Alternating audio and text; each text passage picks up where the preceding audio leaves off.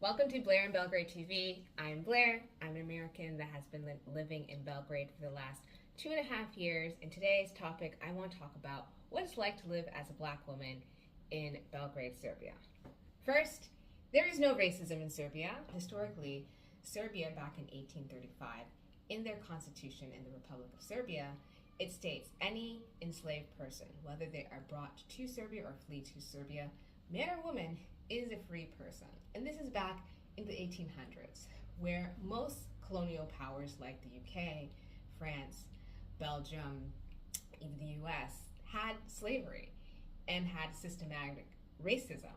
And you have here in the Balkans, where Serbia at one point was occupied by the Ottomans, they said, you know what, we're gonna be progressive. We don't want to have slavery. If people are fleeing, they are a free person. And that's a huge reflection of how progressive the society is. So as a Black woman coming here, existing here, walking around here, doing business here, people see me first as a human being, as a woman, as an American, and then my race is considered.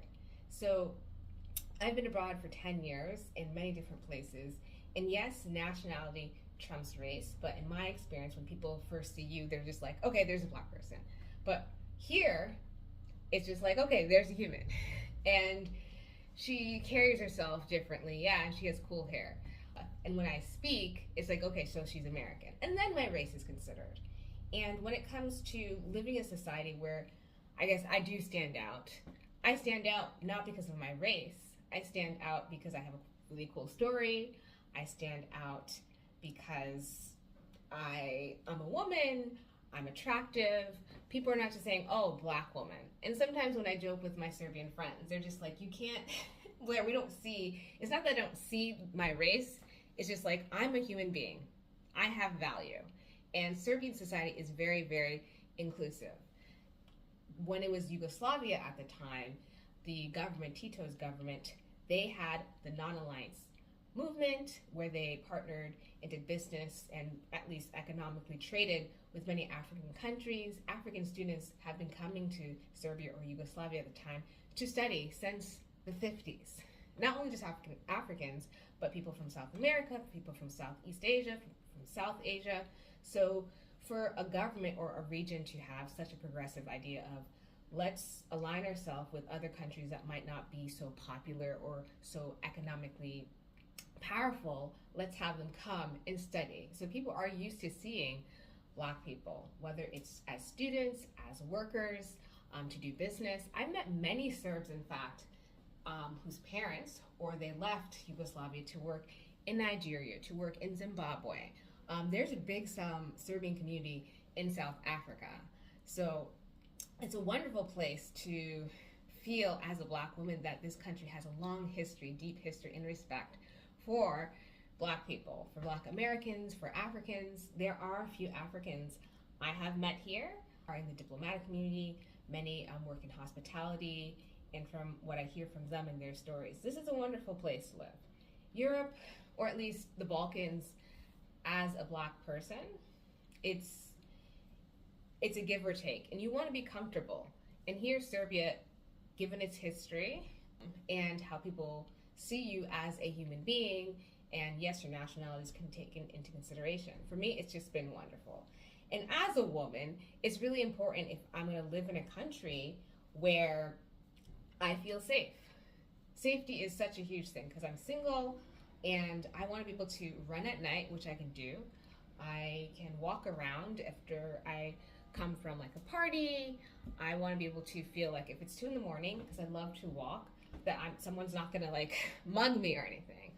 And it's just great to feel safe because I've lived and traveled in some safe countries and I've been followed, I've been harassed, and it's just like, I don't have that experience here. Now, I don't want to narrow down or disqualify anyone that might have had a bad experience, but I have yet to meet anybody, Black person or foreigner, that has had bad experience here in Serbia.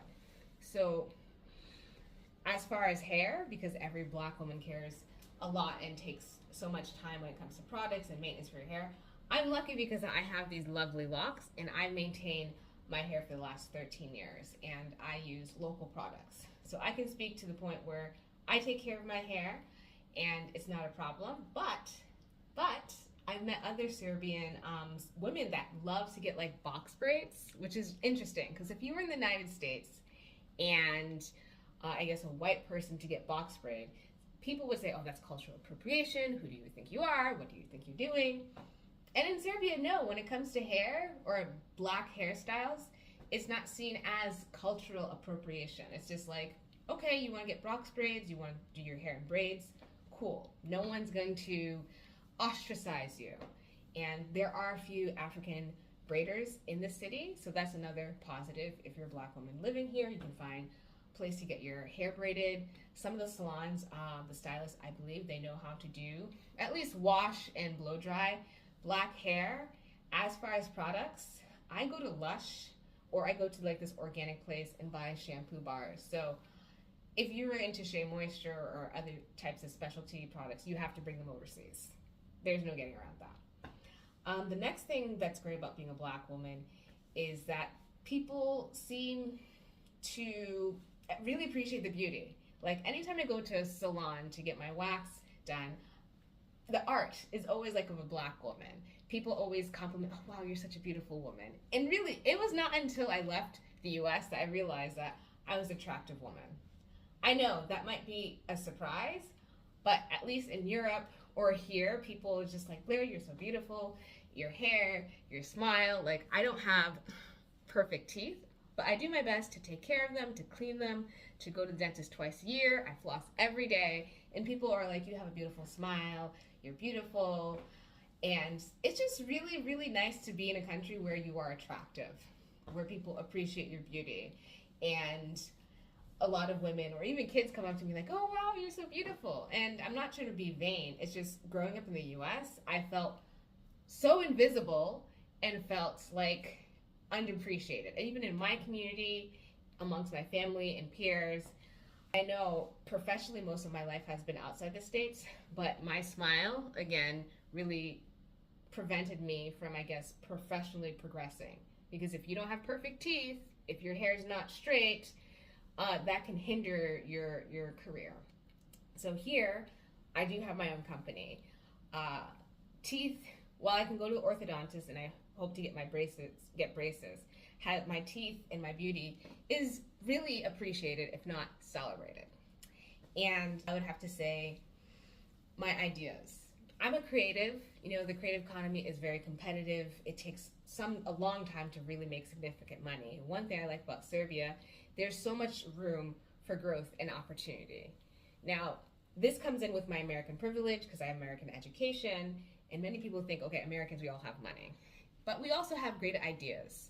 One thing people love about America, or our optimism, because many Americans are optimistic, is that if we have good ideas, you want to make a change, you're going to execute, and we're risk takers. So as a black woman and a creative living in Belgrade, I've had so many opportunities to be invited to events, to create content for events that in other, I guess, ecosystems I lived in, being a black woman is just like, who is she? Why is she here? What is she doing? Last night, for example, I went to a fashion show. I was like the only black woman there, except some other model. And people just looked at me and smiled and like, well, yeah, let's take some pictures. Let's coordinate together. There's just not this inherent, why are you here? You don't belong in this space. Here, I belong. And it's just wonderful to live in a country where I feel like I can belong. So if you're a black woman, you're dating a black woman, or you're married to a black woman. One more point. I've met quite a few black women married to Serbian men. Not only just black women, foreign women. And it's just wonderful to be in a country and to see that Serbian men do marry foreign women. Yes, I'm dating actually a Serbian man. To see that many women have fallen in love, and seeing many black women, whether they're American or British or African, have Serbian partners. So that's it.